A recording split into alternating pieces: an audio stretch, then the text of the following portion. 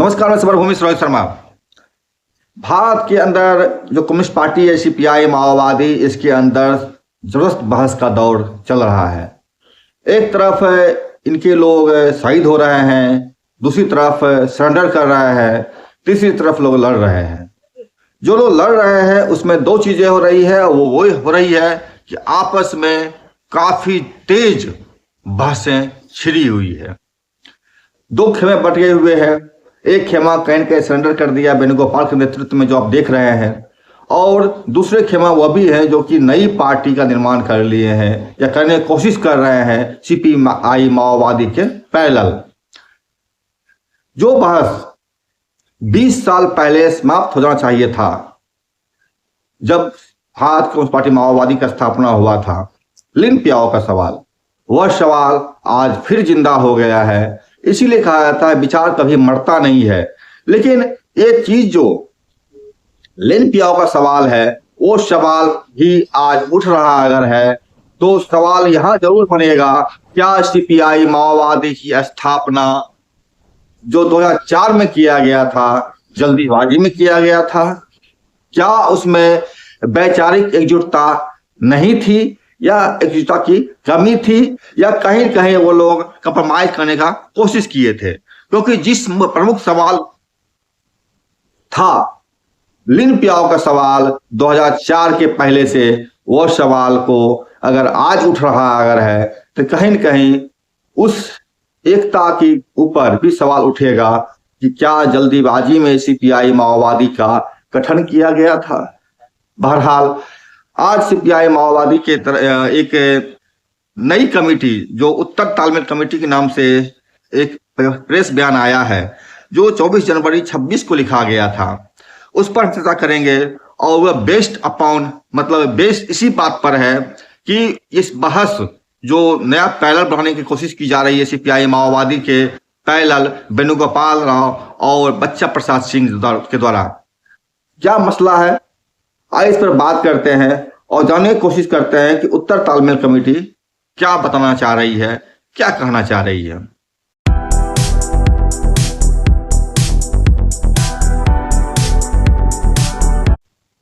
भारत की communist party माओवादी उत्तर तालमेल कमेटी के नाम से एक प्रेस बयान जारी किया गया है, जो प्रेस बयान 24 जनवरी 1926 ईस्वी के डेट को लिए हुए हैं।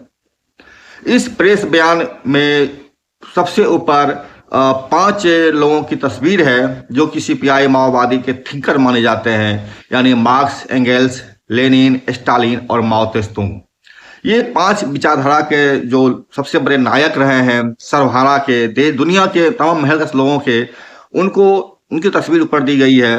उसके नीचे लिखी हुई है भारतीय कम्युनिस्ट पार्टी माओवादी उत्तर तालमेल कमेटी एनसीसी प्रेस रिलीज। जिस तरह से लिखा हुआ है, इससे यही लगता है कि उत्तर तालमेल कमेटी जो है सीपीआई माओवादी के अंतर्गत ही कोई कमेटी है जो कि तालमेल करने की कोशिश कर रही है, जो भी करे एक डिबेट को खड़ा करने का प्रयास कर रही है। इस प्रेस बयान में जो दर्ज किया गया है मुद्दा, वो है हेडिंग के तौर पर या सब हेडिंग बोल सकते हैं उसको, वो लिखे हैं बलराज उर्फ बच्चा प्रसाद सिंह ओब्लिक जोगेंद्र सिंह उर्फ सतीश के विघटनकारी गुट को छोड़कर हमारी पार्टी के नेतृत्व के अंतर्गत जारी कम्युनिस्ट क्रांतिकारी आंदोलन में शामिल हों। जोगेंद्र सिंह उर्फ सतीश मास्टर की दक्षिणपंथी अवसरवादी राजनीति का भंडाफोड़ करो। अवसरवाद, विघटनवाद, शासनवाद के खिलाफ संघर्ष जिंदाबाद। मार्क्सवाद, लेनिनवाद, माओवाद का लाल झंडा ऊंचा उठाओ। हम यहाँ उतना चाहेंगे दर्शकों को एक चीज और, एक तरफ जहां पर कि सीपीआई माओवादी के समर्थन में दुनिया भर में प्रतिरोध हो रहे हैं, भारत सरकार के खिलाफ कगार ऑपरेशन के खिलाफ प्रतिरोध हो रहे हैं, चाहे इटली हो, चाहे बेल्जियम हो, या फिर बांग्लादेश हो, या तुर्की हो, या कई देशों में। वहीं दूसरी तरफ सीपीआई माओवादी के अंदर इस तरह का बहस, संशोधनवाद आज भी प्रधान खतरा है। अगर ऐसा मान करके ये संघर्ष चला रहे हैं तो सवाल कहीं का जरूर बनता है, संशोधनवाद हमेशा हमेशा ही सबसे बड़ा खतरा रहा है क्रांतिकारी आंदोलन के रास्ते में। बहरहाल ये जो प्रेस भी जारी किए गए हैं। इसमें आगे देखते हैं क्या लिखे हैं। ये प्रेस बयान का जो आगे लिखे हैं वो है, प्रिय कॉमरेडों और दोस्तों, हम इस दशक के सबसे तीखेपन वाले दौर में हैं। ऐसे में हमारी केंद्रीय कमेटी ने बताया है कि साम्राज्यवाद और उनके दौड़ते कुत्ते तीसरे विश्व युद्ध की तरफ बढ़ रहे हैं। यह युद्ध दुनिया और खासकर हमारे जैसे उत्पीड़ित और शोषित देशों में आर्थिक राजनीतिक संकट को बढ़ाने का काम कर रहा है। इसलिए ही दुनिया के लोग क्रांति के लिए पुकार लगा रहे हैं। दुनिया भर के लोगों और खासकर भारत के लोगों के सपनों को हकीकत में उतारने के लिए हमारी पार्टी क्रांति के तूफानी केंद्र को नेतृत्व प्रदान कर रही है। हमने दुश्मन के भयंकर दमन का सामना करते हुए कई अनमोल माटी के लालों को खोया है। हमारे बहादुर और ऐतिहासिक जनमुक्ति छापामार सेना PLGA के कॉमरेडों के नेतृत्व में जारी संघर्ष फिलिस्तीन, वेनेजुएला, फिलीपींस की उत्पीड़ित जनता समेत तमाम उत्पीड़ित राष्ट्रीयता व जनता के संघर्ष साथ एकजुट होकर एक सपने के लिए आगे बढ़ रहे हैं। वह सपना है साम्राज्यवाद मुक्त साम्यवादी दुनिया का। हाल ही में हमारे केंद्रीय कमेटी सदस्य कॉमरेड गणेश दा, कॉमरेड अनिल दा, कॉमरेड बप्पा राव समेत कई अन्य कॉमरेडों ने विश्व सरबराह क्रांति और भारतीय क्रांति के लिए अपने प्राणों को न्यौछावर कर दिया। हम इन बहादुर शहीदों को सच्ची श्रद्धांजलि पेश करते हैं और उनके अधूरे सपने लोगों का जनवादी संघीय गणराज्य भारत के निर्माण को पूरा करने की शपथ लेते हैं। इस प्रकार के भारत को हासिल करने की कड़ी में हम अवसरवादी विघटनवादी संशोधनवादी तत्वों के खिलाफ कठोर घृणा व्यक्त करते हैं। हम यह शपथ लेते हैं कि अवसरवादी विघटनकारी संशोधनवादी तत्वों से लड़ते हुए मार्क्सवाद, लेनिनवाद, माओवाद का झंडा हमेशा बुलंद रखेंगे। हमारी पार्टी ने अपने पार्टी कार्यक्रम में बताया है कि आज के अंतर्राष्ट्रीय कम्युनिस्ट आंदोलन और विश्व सर्वहारा के क्रांति के लिए संशोधनवाद, खासकर दक्षिणपंथी अवसरवाद मुख्य खतरा है। वर्तमान में दक्षिणपंथी अवसरवादी वे विघटनकारी हैं जो पार्टी को खुली और कानूनी बनाना चाहते हैं। इसीलिए वे हथियारबंद संघर्ष से परित्याग कर संशोधनवादी की जिंदगी जीते हैं। इस लाइन की अगुवाई फिलहाल सोनू उर्फ वेणुगोपाल और बलराज उर्फ बच्चा प्रसाद सिंह के द्वारा की जा रही है।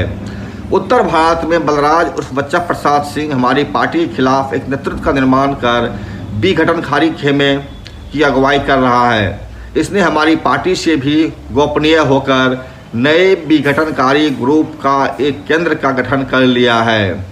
इस ग्रुप द्वारा काम करने की पद्धति लीन प्याओ वाली ही है। लीन प्याओ का संशोधनवाद अन्य अवसरवादियों से भिन्न और विकसित था। अब यहाँ लीन प्याओ का भी जिक्र हुआ है। अब बच्चा प्रसाद सिंह लीन प्याओ ग्रुप से ही शामिल हुए थे जो सेकेंड CC का हिस्सा था। जब 2004 ईस्वी में CPI माओवादी का गठन होता है या स्थापना होता है तो इसमें लीन प्याओ जो सेकेंड CC नाम से था, CPIML सेकेंड CC, तो सेकेंड CC मानती थी कि लीन प्याओ महान क्रांतिकारी रहे हैं और वह उनको मानते हुए पार्टी में विलय का एक बात हुआ था। अब इस लीन प्याओ के सवाल को अगर फिर उठाया गया अगर है तो सवाल उठता है उस वक्त जब 2004 में इस पर मर्जर हो रहा था तमाम पार्टियों का, तमाम ग्रुपों का, जिसमें कि पीपुल्स वार, MCC, सेकेंड CC और कई अन्य छोटे छोटे संगठनों का भी मर्जर हो रहा था। उस वक्त में इस सवाल का हल शायद नहीं हो पाया होगा या इसको बाद के लिए टाल दिया गया होगा, जैसा कि हम कई क्रांतिकारी ग्रुपों के मर्जर और उसके विघटन को होते हुए देखे हैं इन 70 सालों में। बहरहाल लीन प्याओ का मसला क्या है?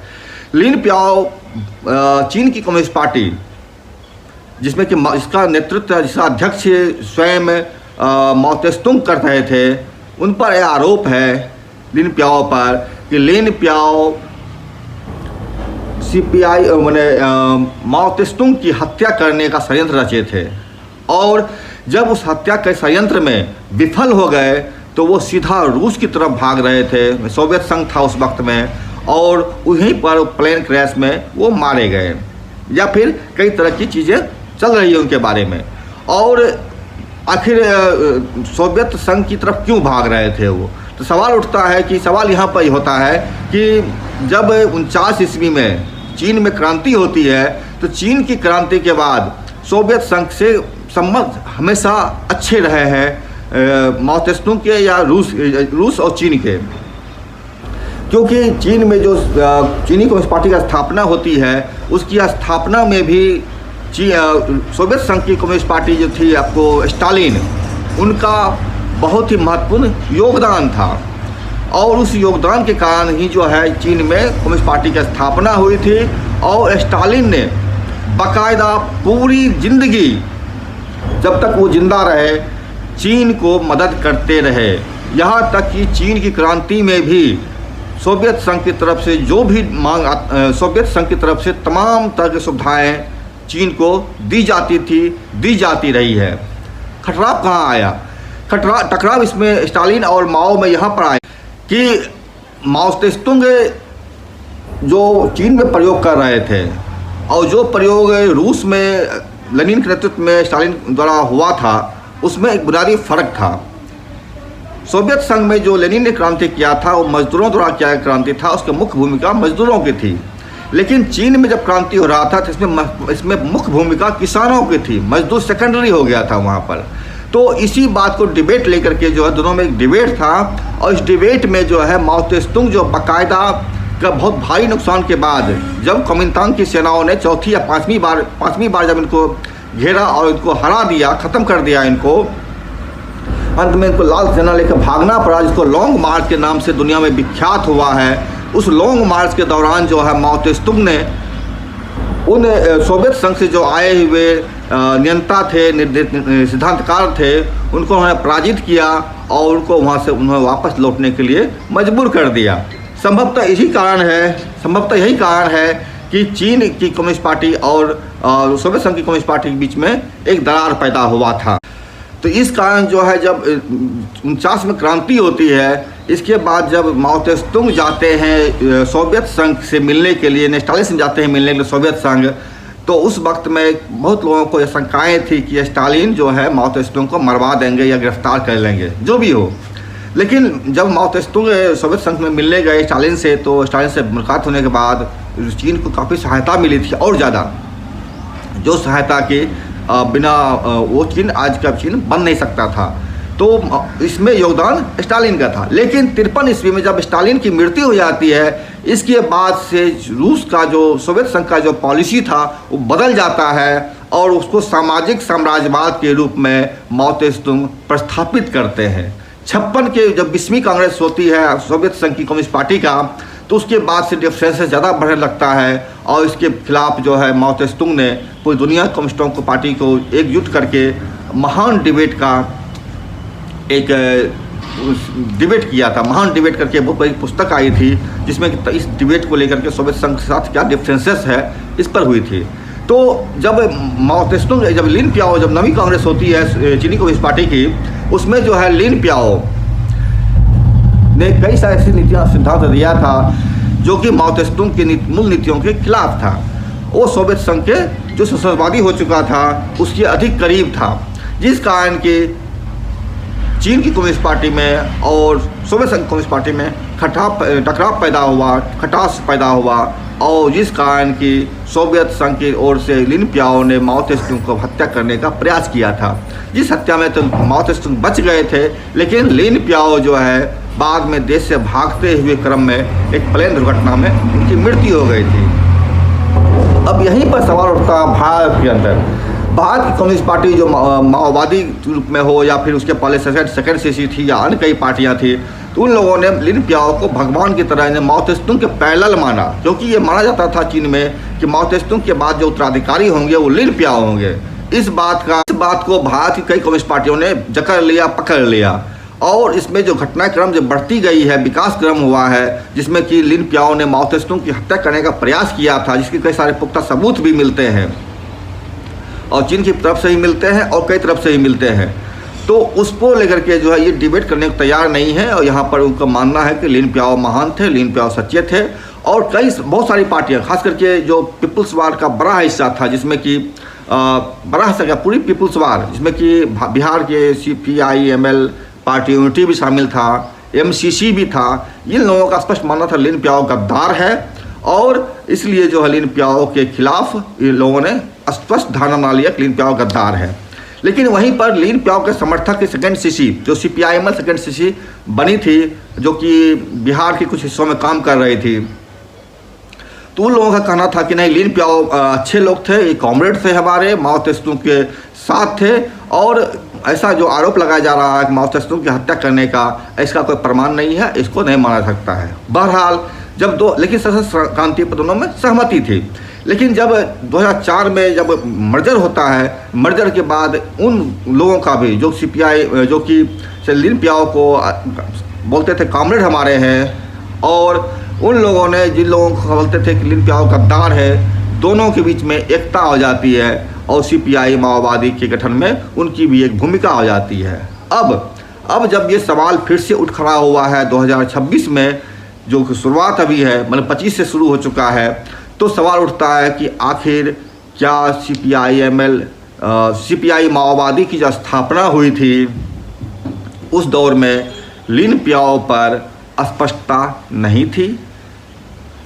क्या CPI माओवादी की स्थापना जल्दीबाजी में की गई थी, या एक बड़े हृदय का परिचय देते हुए, उदारतावाद का परिचय देते हुए दोनों का मर्जर हुआ था? अगर ऐसा था तो उदारतावाद का विरोध करो का स्टालिन का जो बहुत बड़ा सिद्धांत है, बहुत बड़ा उन्होंने एक लेख लिखा था, उसके ये खिलाफ जाता है और ये दिखाता है कि आप वैचारिक रूप से एकजुट हुए बगैर अगर एकजुट होते हैं तो नुकसान कहीं न कहीं झेलेंगे। यही कारण है कि आज जो बलराज या बच्चा प्रसाद सिंह पर जो आरोप लगाया जा रहा है लिन प्याओ को लेकर के भी, या कई लोगों पर लेकर आरोप लगाया जा रहा है, अवसरवाद का नया ठिकरा बनाया जा रहा है, चीज़ बन रहा है, तो सवाल उठता है कि इसका जड़ कहीं न कहीं 2004 के मर्जर में मौजूद था। बहरहाल आगे ये लिखते हैं, लिन प्याओ ने पार्टी लाइन और नेतृत्व पर हमले के लिए, नेतृत्व मतलब माओ त्से तुंग पर हमले करने के लिए षड्यंत्रकारी पद्धति का इस्तेमाल किया। वह गोपनीय ढंग से पार्टी कार्यकर्ताओं और कुछ नेतृत्वकारी कॉमरेडों से मिलकर उनको पार्टी विरोधी खेमे में शामिल होने के लिए प्रेरित करता था। उसने यह पार्टी कार्यकर्ताओं को व्यक्तिगत लाभ पहुंचाकर उनका विश्वास हासिल किया था। जब उसने यह षड्यंत्र रचा तो उसने ख्रुश्चोव के आधुनिक संशोधनवाद की मुखरता से खिलाफत कर रही पार्टी और कॉमरेड माओ के करीबी के रूप में अपने आप को पेश करते हुए क्रांतिकारी प्राधिकार का सिद्धांत दिया। उसने कॉमरेड माओ की प्रशंसा करने में कोई कसर नहीं छोड़ी, जबकि छल कपट और खामोशी पूर्वक ढंग से कॉमरेड माओ को मारने के लिए साजिश रची। यही लिन प्याओ का अवसरवाद था। साफ कहना इनका CPI माओवादी की जो तालमेल कमेटी की तरफ से जो जारी पर्चा किया गया है, प्रेस रिलीज जारी किया गया है, साफ कहना है कि लिन प्याओ का संशोधनवाद अन्य अवसरवादियों से भिन्न और विकसित था। अगर ये सवाल उठा रहे हैं, सवाल यहाँ सीधा उठ रहा है कि लिन प्याओ का अवसरवाद अगर यही था तो क्या भारत में नेतृत्व की हत्या हुई है, चाहे वो चलपति हो, चाहे वो बासवराज हो, चाहे वो गणेश उइके हो, या फिर अभी आपको अनिल दा की हत्या हुई हो, या फिर राजू दादा, कोसा दादा की हत्या हुई है, इन लोगों का हत्या लिन प्याओ का अवसरवाद का ही नया रूप है। आगे लिखते हैं ये, इसी प्रकार बलराज ने उत्तर भारत में बैठकें आयोजित करके हमारी पार्टी की केंद्रीय कमेटी के खिलाफ एक समानांतर केंद्र गठन करने का प्रयास किया। उसने हमारे पॉलिट ब्यूरो सदस्य और उत्तर भारत के इंचार्ज के खिलाफ साजिश रची, परंतु उसने दृढ़ता के साथ दावा किया कि वह पार्टी और पार्टी के नेतृत्व में जारी आंदोलन के प्रति वफादार है। वह क्रांतिकारी कतारों के बीच घुसने का प्रयास कर रहा है और हमारे कॉमरेडों की पहचान और जगह ढूंढने में दुश्मन की मदद कर रहा है। वह पार्टी विरोधी विघटनकारी खेमे को और व्यापक करने का भरसक प्रयास कर रहा है, परंतु क्या वह मार्क्सवाद, लेनिनवाद, माओवाद के अमिट प्रहार के सामने टिक सकता है? कॉमरेड माओ ने कहा है कि किसी भी देश या स्थान पर जहां कोई उत्पीड़न है वहां प्रतिरोध भी मिलता है। जहां संशोधनवाद है वहां पर कोई मार्क्सवादी, लेनिनवादी उनके खिलाफ संघर्ष करता हुआ भी मिलता है। हमें अवसरवाद की सभी झलकों को मिट्टी में गाड़ना होगा। यहाँ हम बलराज के पार्टी विरोधी भूमिगत नेटवर्क का भंडाफोड़ कर रहे हैं, जो कि हरियाणा में जोगिंदर सिंह उर्फ सतीश मास्टर के मुखौटे के अंतर्गत सक्रिय है। यह दर्ज करना जरूरी है कि 15-16 नवंबर 2019 में षड्यंत्रकारी बलराज उर्फ बच्चा प्रसाद सिंह ने दिल्ली, पंजाब समेत उत्तर भारत के कुछ कॉमरेडों के साथ एक सांगठनिक बैठक आयोजित की। इस मीटिंग में हरियाणा के जोगिंदर सिंह उर्फ सतीश शामिल हुए। इस षड्यंत्र को मालूम होते ही पार्टी विरोधी विघटनकारी खेमे की बैठक में शामिल होने वाले साथियों से इस बारे में आत्मालोचना पेश करने के लिए हमारी पार्टी प्रयास कर रही है, परंतु जोगिंदर सिंह उर्फ सतीश गद्दार बलराज और उनके आदमी दर्शन पाल के साथ एकता को मजबूत करने में लगा हुआ है। उसने अपने संगठन दर्शन पाल के साथ मिला दिया है। यह जानना जरूरी है कि हमारी पार्टी ने डॉक्टर दर्शन पाल को पहले ही निष्कासित कर दिया है। विश्व सरबराह के गद्दार डॉक्टर दर्शन पाल को उनके अपने संगठन के लोगों ने भी निकाल बाहर कर दिया है। यह जनता के बीच में जन आंदोलन के विघटनकारियों के खिलाफ नफरत को दर्शाता है। हम उन साथियों को क्रांतिकारी सलाम पेश करते हैं जिन्होंने दर्शन पाल को अपने संगठन से निष्कासित किया है। यह संघर्ष इतिहास के पन्नों में समर्पणवादियों के खिलाफ संघर्ष के रूप में दर्ज होगा। मैंने इस बात पर पिछला वीडियो ही बनाया था बहुत पहले, अगर दर्शक को याद होगा तो मैंने बताया था उसमें दर्शन पाल को और अर्जुन प्रसाद सिंह को बिहार से निकाला गया है। बाद में अर्जुन प्रसाद सिंह का एक इंटरव्यू भी किसी जगह छपा था सोशल मीडिया पर ही, जिसमें कि उनका कहना था कि वेणुगोपाल एक अच्छे लोग थे, हम वेणुगोपाल के राव के साथ हैं। वेणुगोपाल वही जिनको कि सीपीआई माओवादी गद्दार बोलती है, और वो 60 साथियों के साथ में पुलिस के सामने सरेंडर किया था। और यहीं पर वो जिक्र कर रहे हैं कि किस तरह से उन्होंने दर्शन पाल को और बलराज को और अर्जुन प्रसाद सिंह को पार्टी से बाहर निकाला था। तो आगे का जो पत्र है उसमें दर्ज इस प्रकार है।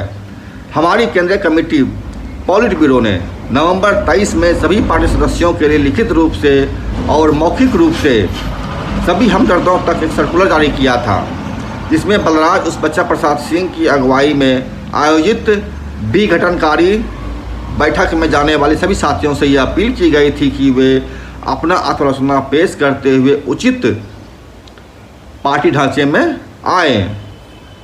और उनसे यह भी कहा गया कि जो भी राजनीतिक सैद्धांतिक मतभेद हैं उन्हें जनवादी केंद्रिता के नियमानुसार हल करें। जब यह अपील पत्र जोगेंद्र उर्फ सतीश को दिया गया तो उसने साफ मना करते हुए कहा कि पार्टी के साथ किसी प्रकार की एकता नहीं बनाएंगे और बलराज की विघटनकारी गुट में ही शामिल रहेंगे। इस प्रकार जोगेंद्र उर्फ सतीश क्रांतिकारी राजनीति से बहुत दूर चले गए हैं। वह कहते हैं कि मैदानी इलाके में हथियारबंद संघर्ष नहीं हो सकता। असल में यह अर्थवादी सुधारवादी संघर्ष की ही दलील है।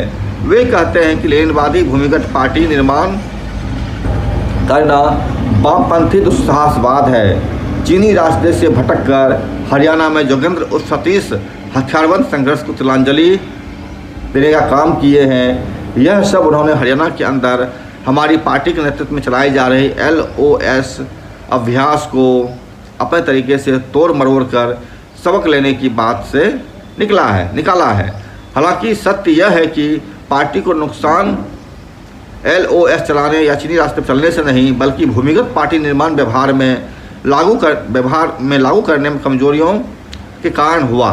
ऐसा हमने 16 के प्लेनम में रिपोर्ट में चिन्हित भी किया है। पर जोगेंद्र उर्फ सतीश जैसे अवसरवादी जो खतरा देखते ही शासक वर्ग की गोद में जा बैठते हैं, राजकीय दमन के मौके का फायदा उठाकर क्रांतिकारी राजनीति को ही छोड़ बैठते हैं। अवसरवादी, विघटनवादी, संशोधनवादी तत्वों का यह रुझान कॉमरेड मार्क्स और कॉमरेड एंगेल्स के समय से देखा जा सकता है। जब जब सरबराह वर्ग ने अधिक कुर्बानी की मांग की है, तब तब निम्न पूंजीपति वर्गीय अवसरवादी तत्वों ने धोखा और सिर्फ धोखा ही दिया है। इसका ताज़ा और उत्कृष्ट उदाहरण वेणुगोपाल का हथियारों के साथ दुश्मन के सामने आत्मसमर्पण करना है। जोगेंद्र उर्फ सतीश भी इन्हीं का एक अनुयायी है। जोगेंद्र उर्फ सतीश बलराज का ही एक हरियाणवी स्वरूप है। यहाँ इन्होंने वेणुगोपाल राव का जिक्र किया है, जिन्होंने कि पिछले साल 25 में पुलिस के सामने सरेंडर किया है। कल मेरी एक पत्रकार, जो महाराष्ट्र के रहने वाले पत्रकार हैं, उनसे मेरी बात हो रही थी। महाराष्ट्र के उस पत्रकार का कहना था कि मैं वेणुगोपाल राव से भी मिला और मैं रुपेश से भी मिला, जो कि सरेंडर किए हैं पुलिस के सामने। इन दोनों से बातचीत करने के बाद मुझे महसूस हुआ कि दोनों के अंदर पछतावा है और सिर्फ पछतावा है, दुख है और वो पुलिस के गिरफ्त में है। भले ही उसको नाम जो भी दिया जाए, लेकिन ऑलरेडी वो लोग पुलिस की गिरफ्त में हैं। और इस बात का खुलासा महाराष्ट्र के एक पत्रकार ने मुझे फ़ोन करके बताया था कल। जो भी है, आगे इस बयान में लिखा हुआ है, पार्टी के अंदर अवसरवादी, विघटनकारी तत्वों, पार्टी के अंदर अवसरवादी, विघटनवादी, शोषणवादी नहीं रह सकते। इसलिए पार्टी संविधान की धारा 27, जो कि यह कहती है कि कोई भी पार्टी लक्ष्यों और उद्देश्यों को नकार कर पार्टी के ढांचे व कार्यक्रम को उल्लंघन करता है, उस पर अनुशासनिक कार्रवाई की जाएगी। पार्टी की 9वीं कांग्रेस, एकता कांग्रेस में तय की गई लाइन से भटकते हुए जोगेंद्र उर्फ सतीश ने विघटनवादी खेमे में सक्रियता दिखाई। इसलिए सतीश पार्टी विरोधी संस्थाहीनता कर रहे हैं। बलराज के नेतृत्व में चल रहे विघटनकारी संगठन की सदस्यता के कारण हम जोगेंद्र उर्फ सतीश को पार्टी की बुनियादी सदस्यता से निष्कासित करते हैं, क्योंकि वे पार्टी और विघटनकारी दोनों के साथ नहीं रह सकते।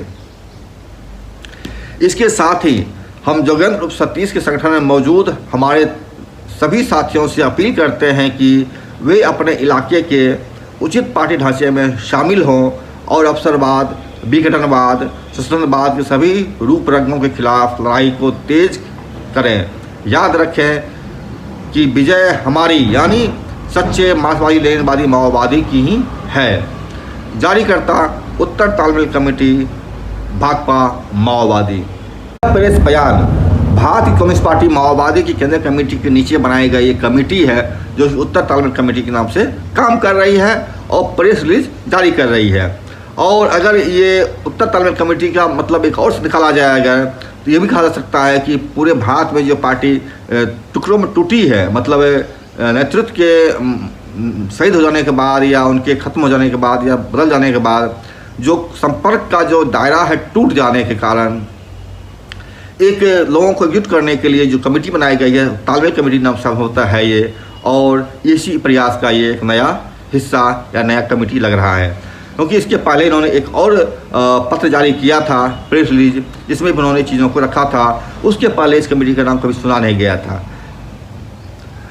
यही कारण है कि इसका नाम उत्तर तालमेल कमेटी है, संभवतः ताकि जो लोग छूट गए हैं विभिन्न संघर्षों के दौरान, संपर्क से विहीन हो गए हैं, उन लोगों को संपर्क स्थापित करके फिर से लोगों के पुनर्गठित करने का एक सिलसिला शुरू किया जा सके।